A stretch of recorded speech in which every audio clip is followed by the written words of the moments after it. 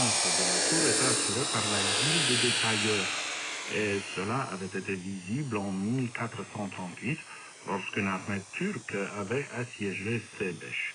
Un armistice est trouvé au bout de plusieurs jours de résistance et les Ottomans peuvent entrer dans la ville à condition de ne pas la saccager. Mais cette capitulation n'a pas plu à tout le monde. Un certain nombre d'habitants s'étant barricadés à l'intérieur de la tour des tailleurs. Parmi eux se trouvait un jeune élève de l'école qui fonctionnait entre les murs de l'abbaye dominicaine. La tour est incendiée, la plupart de ceux qui s'y étaient cachés trouvent la mort.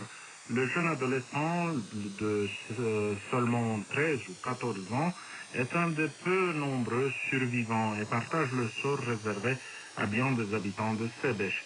Il est vendu comme esclave et sa captivité durera une vingtaine d'années. Il est vendu et revendu plusieurs fois jusqu'à ce qu'il tombe entre les mains d'un maître plus humain qui le traite plutôt comme un membre de sa famille et finit par lui rendre la liberté.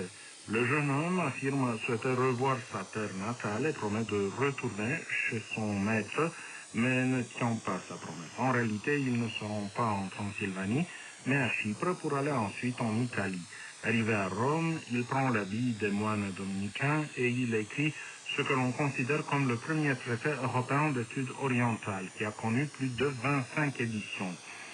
Celle de 1511 a été soignée et préfacée par le réformateur de l'Église allemande, Martin Luther. Nous avons demandé à Dutotoyano quels étaient les bâtiments représentatifs de la petite ville fondée par les Allemands transylvaniens. Voici sa réponse.